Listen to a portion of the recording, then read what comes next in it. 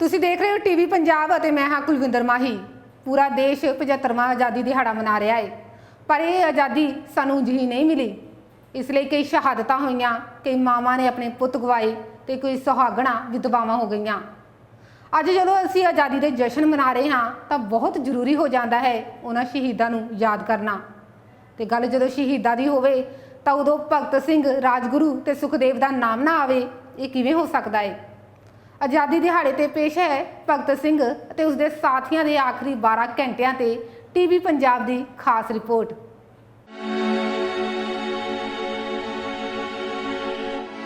तेई मार्च 1931 इस दिन ही भगत सिंह, राजगुरू ते सुखदेव नूं फांसी दित्ती गई सी। आखिरी समय उन्हां शेरां दे मन विच की चल रहा सी। मौत नूं इन्ने करीब देख उन्हां ने की कीता। उन्हां दे आखिरी 12 घंटे किवें बीते, ਤੁਹਾਨੂੰ ਦੱਸਣ ਜਾ ਰਹੇ ਹਾਂ ਟੀਵੀ ਪੰਜਾਬ ਦੀ ਇਸ ਖਾਸ ਪੇਸ਼ਕਸ਼ ਦੇ ਵਿੱਚ। ਲਾਹੌਰ ਸੈਂਟਰਲ ਜੇਲ੍ਹ ਵਿੱਚ 23 ਮਾਰਚ 1931 ਦੀ ਸ਼ੁਰੂਆਤ ਕਿਸੇ ਹੋਰ ਦਿਨ ਵਾਂਗ ਹੀ ਹੋਈ ਸੀ। ਫਰਕ ਸਿਰਫ ਇੰਨਾ ਸੀ ਕਿ ਉਸ ਦਿਨ ਸਵੇਰੇ ਹਨੇਰੀ ਆਈ ਸੀ, ਪਰ ਇਸ ਹਨੇਰੀ ਦੇ ਪਿੱਛੇ ਤੂਫਾਨ ਵੀ ਆ ਰਿਹਾ ਸੀ। ਇਸ ਤੋਂ ਜੇਲ੍ਹ 'ਚ ਮੌਜੂਦ ਹਰ ਕੈਦੀ ਅਣਜਾਣ ਸੀ। ਸਵੇਰੇ 4 ਵਜੇ ਜੇਲ੍ਹ ਵਾਰਡਨ ਚੜਤ ਸਿੰਘ ਆਇਆ ਤੇ ਕੈਦੀਆਂ ਨੂੰ ਕਿਹਾ, ਤੁਸੀਂ ਆਪਣੀਆਂ ਆਪਣੀਆਂ ਕੋਠੜੀਆਂ 'ਚ ਚਲੇ ਜਾਓ। ਇਹ ਗੱਲ ਕੈਦੀਆਂ ਨੂੰ ਕਾਫੀ ਅਜੀਬ ਲੱਗੀ, ਕਿਉਂਕਿ ਇਸ ਤੋਂ ਪਹਿਲਾਂ ਸਵੇਰ ਦੇ ਸਮੇਂ ਉਹਨਾਂ ਨੂੰ ਅਜਿਹੀ ਕੋਈ ਹਦਾਇਤ ਨਹੀਂ ਦਿੱਤੀ ਜਾਂਦੀ ਸੀ। ਚੜਤ ਸਿੰਘ ਨੇ ਕੋਈ ਕਾਰਨ ਨਹੀਂ ਦੱਸਿਆ, ਬਸ ਇੰਨਾ ਹੀ ਕਿਹਾ ਕਿ ਉੱਪਰੋਂ ਹੁਕਮ ਨੇ। ਅਜੇ ਸਾਰੇ ਕੈਦੀ ਇਸ ਸੋਚ ਵਿੱਚ ਹੀ ਸੀ ਕਿ ਆਖਿਰ ਮਾਜਰਾ ਕੀ ਹੈ ਕਿ ਇਹਨੇ ਨੂੰ ਜੇਲ੍ਹ ਦਾ ਨਾਈ ਬਰਕਤ ਫਸਾਉਂਦਾ ਹੋਇਆ ਕੋਲੋਂ ਲੰਘਿਆ। ਅੱਜ ਭਗਤ ਸਿੰਘ, ਰਾਜਗੁਰੂ ਤੇ ਸੁਖਦੇਵ ਨੂੰ ਫਾਂਸੀ ਦਿੱਤੀ ਜਾਣ ਵਾਲੀ ਹੈ। ਵਾਰਡਨ ਚੜਤ ਸਿੰਘ ਦਾ ਭਗਤ ਸਿੰਘ ਨਾਲ ਕਾਫੀ ਪਿਆਰ ਸੀ। ਉਹ ਭਗਤ ਸਿੰਘ ਦਾ ਖੈਰ ਖੁਆਰ ਸੀ। ਉਹ ਭਗਤ ਸਿੰਘ ਨੂੰ ਲਾਹੌਰ ਦੀ ਦਵਾਰਕਾਦੀਸ਼ ਲਾਇਬ੍ਰੇਰੀ ਤੋਂ ਕਿਤਾਬਾਂ ਲਿਆ ਕੇ ਦਿੰਦਾ ਸੀ। ਭਗਤ ਸਿੰਘ ਦੀ ਫਾਂਸੀ ਦਾ ਸੁਣ ਤਰਾ ਉੱਠੇ ਕੈਦੀ। ਇਸ ਖਬਰ ਨੇ ਕੈਦੀਆਂ ਨੂੰ ਝੰਜੋੜ ਕੇ ਰੱਖ ਦਿੱਤਾ। ਹਰ ਕੋਈ ਤਰਾ ਉੱਠਿਆ। 23 ਸਾਲਾਂ ਦਾ ਉਹ ਗੱਭਰੂ ਅੱਜ ਦੇ ਦਿਨ ਤੋਂ ਬਾਅਦ ਉਹਨਾਂ ਨੂੰ ਦਿਖਾਈ ਨਹੀਂ ਦੇਵੇਗਾ। ਇਹ ਖਿਆਲ ਹੀ ਉਹਨਾਂ ਦੀ ਜਾਨ ਕੱਢੀ ਜਾ ਰਿਹਾ ਸੀ। ਕੈਦੀਆਂ ਨੇ ਬਰਕਤ ਨੂੰ ਅਪੀਲ ਕੀਤੀ ਕਿ ਭਗਤ ਸਿੰਘ ਦੀ ਫਾਂਸੀ ਤੋਂ ਬਾਅਦ ਉਹ ਉਹਨਾਂ ਨੂੰ ਉਸ ਦਾ ਸਮਾਨ ਲਿਆ ਕੇ ਦੇ ਦੇਵੇ, ਜਿਵੇਂ ਕਿ ਉਸ ਦੀ ਕੰਘੀ, ਪੈਂਟ, ਘੜੀ ਆਦਿ ਉਹਨਾਂ ਨੂੰ ਦਿੱਤਾ ਜਾਵੇ, ਤਾਂ ਜੋ ਇਹ ਸਮਾਨ ਉਹ ਆਪਣੇ ਪੋਤੇ ਪੋਤੀਆਂ ਨੂੰ ਦਿਖਾ ਕੇ ਕਹਿ ਸਕਣ ਕਿ ਦੇਖੋ ਅਸੀਂ ਵੀ ਜੇਲ੍ਹ ਵਿੱਚ ਭਗਤ ਸਿੰਘ ਦੇ ਨਾਲ ਰਹੇ ਹਾਂ। ਬਰਕਤ ਭਗਤ ਸਿੰਘ ਦੇ ਕਮਰੇ 'ਚ ਗਿਆ ਤੇ ਉੱਥੋਂ ਉਸ ਦਾ ਪੈਨ ਤੇ ਕੰਘਾ ਲੈ ਆਇਆ। ਸਾਰੇ ਕੈਦੀਆਂ 'ਚ ਇਸ ਸਮਾਨ ਨੂੰ ਲੈਣ ਦੀ ਹੋੜ ਮਚ ਗਈ। ਹਰ ਕੋਈ ਭਗਤ ਦੀ ਆਖਰੀ ਨਿਸ਼ਾਨੀ ਨੂੰ ਲੈਣਾ ਚਾਹੁੰਦਾ ਸੀ, ਸਾਰੀ ਉਮਰ ਆਪਣੇ ਸੀਨੇ ਨਾਲ ਲਾ ਕੇ ਰੱਖਣ ਲਈ। ਅਖੀਰ ਵਿੱਚ ਇਸ ਲਈ ਡਰਾ ਕੱਢਣਾ ਪਿਆ ਤੇ ਫਿਰ ਸਾਰੇ ਕੈਦੀ ਇੱਕਦਮ ਸ਼ਾਂਤ ਹੋ ਗਏ।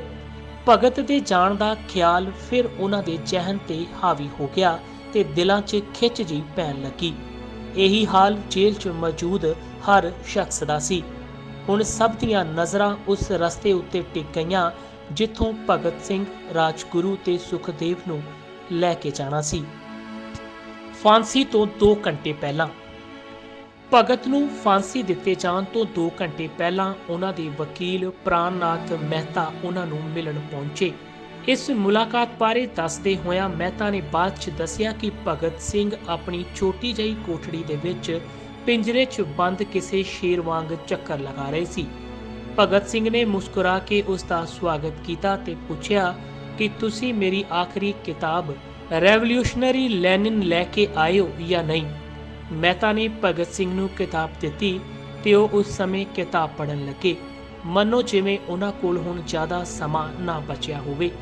ਉਹ ਮਰਨ ਤੋਂ ਪਹਿਲਾਂ ਇਸ ਕਿਤਾਬ ਨੂੰ ਕਿਸੇ ਵੀ ਹਾਲ 'ਚ ਖਤਮ ਕਰਨਾ ਚਾਹੁੰਦੇ ਸੀ। ਮਹਿਤਾ ਨੇ ਪੁੱਛਿਆ ਕਿ ਤੁਸੀਂ ਦੇਸ਼ ਨੂੰ ਕੋਈ ਸੰਦੇਸ਼ ਦੇਣਾ ਚਾਹੋਗੇ। ਭਗਤ ਨੇ ਕਿਤਾਬ ਤੋਂ ਆਪਣਾ ਮੂੰਹ ਹਟਾਏ ਬਿਨਾਂ ਕਿਹਾ, ਸਿਰਫ 2 ਸੰਦੇਸ਼, ਸਾਮਰਾਜਵਾਦ ਮੁਰਦਾਬਾਦ ਇਨਕਲਾਬ ਜ਼ਿੰਦਾਬਾਦ। ਇਸ ਤੋਂ ਬਾਅਦ ਭਗਤ ਸਿੰਘ ਨੇ ਕਿਹਾ ਕਿ ਪੰਡਿਤ ਜਵਾਹਰ ਲਾਲ ਨਹਿਰੂ ਤੇ ਸੁਭਾਸ਼ ਚੰਦਰ ਬੋਸ ਨੂੰ ਮੇਰਾ ਧੰਨਵਾਦ ਪਹੁੰਚਾ ਦੇਣਾ, ਜਿਨ੍ਹਾਂ ਨੇ ਮੇਰੇ ਕੇਸ ਵਿੱਚ ਡੂੰਘੀ ਰੁਚੀ ਲਈ ਹੈ। ਭਗਤ ਸਿੰਘ ਨੂੰ ਮਿਲਣ ਤੋਂ ਬਾਅਦ ਮਹਿਤਾ ਰਾਜਗੁਰੂ ਨੂੰ ਮਿਲਣ ਉਹਨਾਂ ਦੀ ਕੋਠੜੀ ਪਹੁੰਚੇ। ਰਾਜਗੁਰੂ ਦੇ ਆਖਰੀ ਸ਼ਬਦ ਸਨ, ਆਪਾਂ ਜਲਦੀ ਮਿਲਾਂਗੇ। ਸੁਖਦੇਵ ਨੇ ਮਹਿਤਾ ਨੂੰ ਯਾਦ ਕਰਵਾਇਆ ਕਿ ਉਹ ਜੇਲਰ ਤੋਂ ਕੈਰਮ ਲੈ ਲੈਣ, ਜੋ ਉਹਨਾਂ ਨੇ ਕੁਝ ਮਹੀਨੇ ਪਹਿਲਾਂ ਉਹਨਾਂ ਨੂੰ ਦਿੱਤਾ ਸੀ। ਕੁਝ ਹੀ ਦੇਰ 'ਚ ਜੇਲ੍ਹ ਅਧਿਕਾਰੀਆਂ ਨੇ 3 ਦੇਸ਼ ਭਗਤਾਂ ਨੂੰ ਦੱਸ ਦਿੱਤਾ ਕਿ ਉਹਨਾਂ ਨੂੰ ਤੈਅ ਸਮੇਂ ਤੋਂ 12 ਘੰਟੇ ਪਹਿਲਾਂ ਹੀ ਫਾਂਸੀ ਦਿੱਤੀ ਜਾਵੇਗੀ। ਅਗਲੇ ਦਿਨ ਸਵੇਰੇ 6 ਵਜੇ ਦੀ ਥਾਂ ਉਹਨਾਂ ਨੂੰ ਉਸੇ ਦਿਨ ਸ਼ਾਮ 7 ਵਜੇ ਫਾਂਸੀ ਚਾੜਿਆ ਜਾਵੇਗਾ। ਭਗਤ ਸਿੰਘ ਨੇ ਮਹਿਤਾ ਵੱਲੋਂ ਦਿੱਤੀ ਕਿਤਾਬ ਦੇ ਅਜੇ ਕੁਝ ਪੰਨੇ ਹੀ ਪੜ੍ਹੇ ਸੀ ਕਿ ਇੱਕਦਮ ਉਹਨਾਂ ਦੇ ਮੂੰਹੋਂ ਨਿਕਲਿਆ ਕਿ ਤੁਸੀਂ ਮੈਨੂੰ ਇੱਕ ਪਾਠ ਵੀ ਪੂਰਾ ਕਰਨ ਨਹੀਂ ਦਿਓਗੇ। ਇਹ ਸੁਣ ਕੇ ਜੇਲ੍ਹ ਅਧਿਕਾਰੀ ਵੀ ਸੁਣ ਰਹਿ ਗਏ। ਅਧੂਰੀ ਰਹਿ ਗਈ ਭਗਤ ਸਿੰਘ ਦੀ ਆਖਰੀ ਇੱਛਾ। ਜੇਲ੍ਹ ਵਿੱਚ ਇੱਕ ਮੁਸਲਿਮ ਸਫਾਈ ਕਰਮਚਾਰੀ ਸੀ ਜਿਸ ਦਾ ਭਗਤ ਸਿੰਘ ਨਾਲ ਕਾਫੀ ਪਿਆਰ ਸੀ। ਭਗਤ ਨੇ ਉਸ ਨੂੰ ਕਈ ਵਾਰ ਕਿਹਾ ਕਿ ਉਸ ਨੂੰ ਫਾਂਸੀ ਦਿੱਤੇ ਜਾਣ ਤੋਂ ਪਹਿਲਾਂ ਆਪਣੇ ਘਰੋਂ ਖਾਣਾ ਲਿਆ ਕੇ ਖਵਾਵੇ, ਪਰ ਹੁਣ ਭਗਤ ਕੋਲ ਸਮਾਂ ਨਹੀਂ ਸੀ ਕਿਉਂਕਿ ਉਸ ਨੂੰ ਇੱਕ ਦਿਨ ਪਹਿਲਾਂ ਹੀ ਫਾਂਸੀ ਦਿੱਤੀ ਜਾ ਰਹੀ ਸੀ। ਜ਼ਾਲਮਾਂ ਨੇ ਭਗਤ ਨੂੰ ਉਸ ਦੀ ਆਖਰੀ ਇੱਛਾ ਪੂਰੀ ਕਰਨ ਦਾ ਟਾਈਮ ਵੀ ਨਹੀਂ ਦਿੱਤਾ। ਕੁਝ ਸਮੇਂ ਬਾਅਦ ਹੀ ਉਹਨਾਂ ਨੂੰ ਫਾਂਸੀ ਦੀ ਤਿਆਰੀ ਲਈ ਕੋਠੜੀਆਂ 'ਚੋਂ ਬਾਹਰ ਕੱਢਿਆ ਜਾਣ ਲੱਗਾ। ਤਿੰਨਾਂ ਨੇ ਇੱਕ ਦੂਜੇ ਦੇ ਹੱਥ ਫੜੇ ਤੇ ਆਪਣਾ ਪਿਆਰਾ ਆਜ਼ਾਦੀ ਗੀਤ ਗਾਉਣ ਲੱਗੇ। ਕਭੀ वो दिन भी आएगा जब आजाद होंगे हम, ये अपनी ज़मीं होगी, ये अपना आसमान होगा। ਜਾਂਦੇ ਹੋਏ ਈਸ਼ਵਰ ਬਾਰੇ ਭਗਤ ਸਿੰਘ ਨੇ ਕੀ ਕਿਹਾ? ਫਾਂਸੀ ਤੋਂ ਪਹਿਲਾਂ ਤਿੰਨਾਂ ਦਾ ਭਾਰ ਚੈੱਕ ਕੀਤਾ ਗਿਆ। ਇਸ ਵਾਰ ਸਾਰਿਆਂ ਦਾ ਭਾਰ ਪਹਿਲਾਂ ਨਾਲੋਂ ਵਧਿਆ ਹੋਇਆ ਸੀ। ਤਿੰਨਾਂ ਨੂੰ ਆਖਰੀ ਇਸ਼ਨਾਨ ਕਰਨ ਲਈ ਕਿਹਾ। ਉਹਨਾਂ ਨੂੰ ਕਾਲੇ ਕੱਪੜੇ ਪਵਾਏ ਗਏ ਪਰ ਮੂੰਹ ਨਹੀਂ ਢਕਿਆ ਗਿਆ। ਚੜਤ ਸਿੰਘ ਨੇ ਭਗਤ ਸਿੰਘ ਦੇ ਕੰਨ 'ਚ ਕਿਹਾ, ਈਸ਼ਵਰ ਨੂੰ ਯਾਦ ਕਰ ਲਓ, ਜਿਸ ਤੇ ਉਸਨੇ ਕਿਹਾ ਕਿ ਪੂਰੀ ਜ਼ਿੰਦਗੀ ਮੈਂ ਈਸ਼ਵਰ ਨੂੰ ਯਾਦ ਨਹੀਂ ਕੀਤਾ। ਮੈਂ ਕਈ ਵਾਰੀ ਗਰੀਬਾਂ ਦਾ ਹਾਲ ਦੇਖ ਰੱਬ ਨੂੰ ਕੋਸਿਆ ਵੀ ਹੈ। ਜੇ ਹੁਣ ਮੈਂ ਉਹਨਾਂ ਤੋਂ ਮਾਫੀ ਮੰਗੀ ਤਾਂ ਉਹ ਕਹਿਣਗੇ ਕਿ ਇਸ ਤੋਂ ਵੱਡਾ ਕੋਈ ਹੋਰ ਡਰਪੋਕ ਨਹੀਂ ਹੈ। ਜਿਵੇਂ ਹੀ ਘੜੀ 'ਚ 6 ਵਜੇ ਤਾਂ ਟਿਕਟਿਕੀ ਲਗਾ ਕੇ ਕੈਦੀਆਂ ਨੇ ਪੈਰਾਂ ਦੀ ਛਾਪ ਸੁਣੀ। ਇਸ ਦੇ ਨਾਲ ਹੀ ਇੱਕ ਗੀਤ ਵੀ ਸੁਣਾਈ ਦੇਣ ਲੱਗਾ। सरफरोशी की तमन्ना अब हमारे दिल में है, देखना है जोर कितना बाजुए कातिल में है। फिर जोर जोर नाल इनकलाब जिंदाबाद ते हिंदुस्तान आजाद हो दे नारे गूंजन लगे। शहादत तो पहला पूरा कीता मां नाल कीता वादा। फांसी देण लई मसीम जलाद नूं लाहौर ते शहादरा तो बुलाया गया सी। भगत सिंह विचकार खड़े सी। ਉਹ ਆਪਣੀ ਮਾਂ ਨੂੰ ਕੀਤਾ ਵਾਅਦਾ ਪੂਰਾ ਕਰਨਾ ਚਾਹੁੰਦੇ ਸੀ ਕਿ ਉਹ ਫਾਂਸੀ ਦੇ ਤਖਤੇ ਤੋਂ ਇਨਕਲਾਬ ਜ਼ਿੰਦਾਬਾਦ ਦਾ ਨਾਰਾ ਲਗਾਉਣਗੇ। ਲਾਹੌਰ ਜ਼ਿਲ੍ਹਾ ਕਾਂਗਰਸ ਦੇ ਸਕੱਤਰ ਪਿੰਡੀ ਦਾਸ ਸੋਂਧੀ ਦਾ ਘਰ ਜੇਲ੍ਹ ਦੇ ਬਿਲਕੁਲ ਨਾਲ ਸੀ। ਭਗਤ ਸਿੰਘ ਨੇ ਇੰਨੀ ਉੱਚੀ ਨਾਰਾ ਲਗਾਇਆ ਕਿ ਉਸ ਦੀ ਆਵਾਜ਼ ਸੋਂਧੀ ਦੇ ਘਰ ਤੱਕ ਗਈ।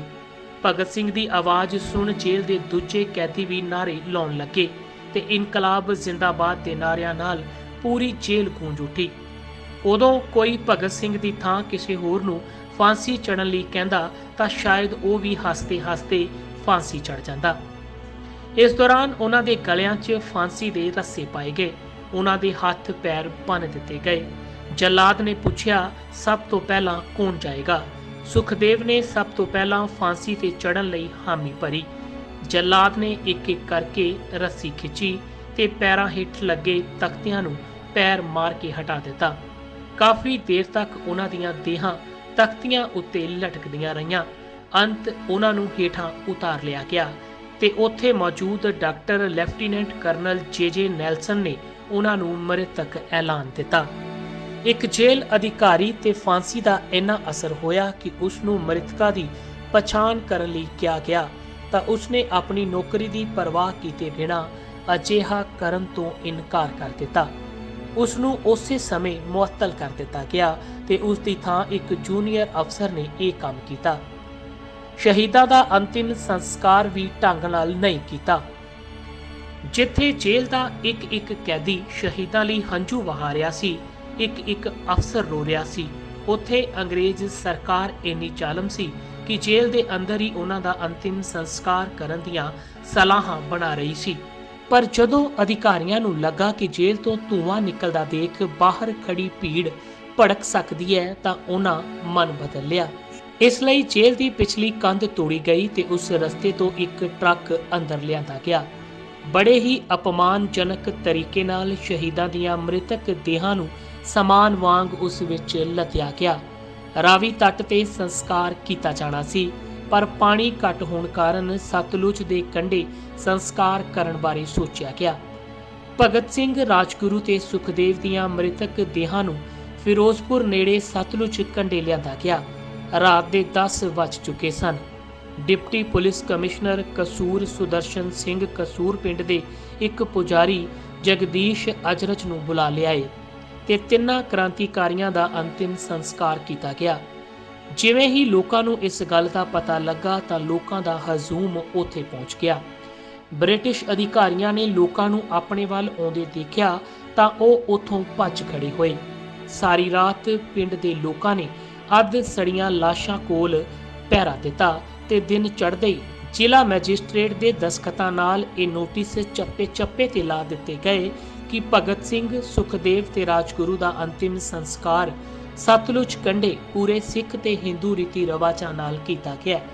ਲੋਕਾਂ ਨੇ ਇਸ ਤੇ ਇਤਰਾਜ਼ ਕੀਤਾ ਕਿਉਂਕਿ ਅੰਤਿਮ ਸੰਸਕਾਰ ਕਰਨਾ ਤਾਂ ਦੂਰ ਦੀ ਗੱਲ, ਉਹਨਾਂ ਸ਼ਹੀਦਾਂ ਦੀਆਂ ਲਾਸ਼ਾਂ ਨੂੰ ਤਾਂ ਚੰਗੀ ਤਰ੍ਹਾਂ ਜਲਾਇਆ ਵੀ ਨਹੀਂ ਗਿਆ ਸੀ। ਤਿੰਨਾਂ ਸ਼ਹੀਦਾਂ ਦੇ ਸਨਮਾਨ ਵਿੱਚ 3 ਮੀਲ ਲੰਬਾ ਸ਼ੋਕ ਮਾਰਚ ਨੀਲਾ ਗੁਬੰਦ ਤੋਂ ਸ਼ੁਰੂ ਹੋਇਆ, ਜਿਸ ਵਿੱਚ ਬੰਦੇ ਕਾਲੀਆਂ ਪੱਟੀਆਂ ਬੰਨ੍ਹ ਕੇ ਤੇ ਔਰਤਾਂ ਕਾਲੀਆਂ ਸਾੜੀਆਂ ਲਾ ਕੇ ਪਹੁੰਚੀਆਂ।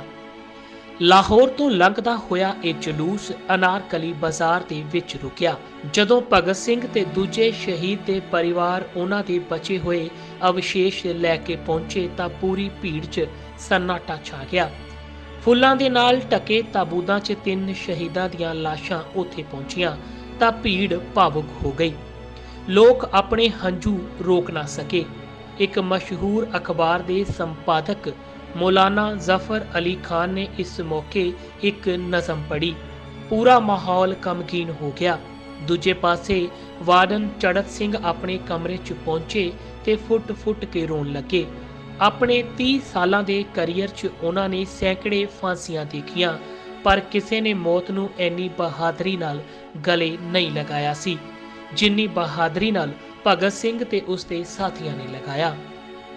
16 ਸਾਲਾਂ ਬਾਅਦ ਹੀ ਸ਼ਹਾਦਤ ਬ੍ਰਿਟਿਸ਼ ਸਾਮਰਾਜ ਦੇ ਅੰਤ ਦਾ ਕਾਰਨ ਬਣੀ। ਟੀਵੀ ਪੰਜਾਬ ਦੀ ਪੂਰੀ ਟੀਮ ਇਹਨਾਂ ਮਹਾਨ ਸ਼ਹੀਦਾਂ ਦੀ ਸ਼ਹਾਦਤ ਨੂੰ ਸਜਦਾ ਕਰਦੀ ਹੈ, ਜਿਨ੍ਹਾਂ ਦੀ ਕੁਰਬਾਨੀ ਸਦਕਾ ਭਾਰਤ ਦੇਸ਼ ਆਜ਼ਾਦੀ ਦਾ ਨਿੱਘ ਮਾਣ ਰਿਹਾ ਹੈ। ਇਹ ਸੀ ਸਾਨੂੰ ਆਜ਼ਾਦੀ ਦਾ ਦਿਨ ਦਿਖਾਉਣ ਵਾਲੇ ਯੋਧਿਆਂ ਬਾਰੇ ਖਾਸ ਰਿਪੋਰਟ। ਇਹ ਰਿਪੋਰਟ ਤੁਹਾਨੂੰ ਕਿਹੋ ਜਿਹੀ ਲੱਗੀ ਸਾਨੂੰ ਦੱਸਣਾ ਨਾ ਭੁੱਲਣਾ। ਇਸ ਦੇ ਨਾਲ ਹੀ ਮੈਨੂੰ ਜਾਨੀ ਕੁਲਵਿੰਦਰ ਮਾਹੀ ਨੂੰ ਦਿਓ ਇਜਾਜ਼ਤ। ਦੇਖਦੇ ਰਹੋ ਟੀਵੀ ਪੰਜਾਬ। ਜੈ ਹਿੰਦ। ਸਤਿ ਸ਼੍ਰੀ ਅਕਾਲ ਜੀ, ਮੈਂ ਨਿਰਮਲ ਮਾਨ ਪੂਰਾ ਟੈਕਸਟਾਈਲ ਤੋਂ। ਇਹ ਤੁਸੀਂ ਵੀਡੀਓ ਦੇਖ ਰਹੇ ਸੀ ਟੀਵੀ ਪੰਜਾਬ ਦੇ ਉੱਤੇ। ਇਹੋ ਜਿਹੇ ਹੋਰ ਜਾਣਕਾਰੀ ਭਰਪੂਰ ਵੀਡੀਓ ਦੇਖਣ ਵਾਸਤੇ ਟੀਵੀ ਪੰਜਾਬ ਦੇ ਚੈਨਲ ਨੂੰ ਸਬਸਕ੍ਰਾਈਬ ਕਰੋ ਤੇ ਨਾਲ ਹੇਠ ਦਿੱਤੇ ਹੋਏ ਬੈਲ ਆਈਕਨ ਦੇ ਬਟਨ ਦਬਾਓ। ਸਤਿ ਸ਼੍ਰੀ ਅਕਾਲ।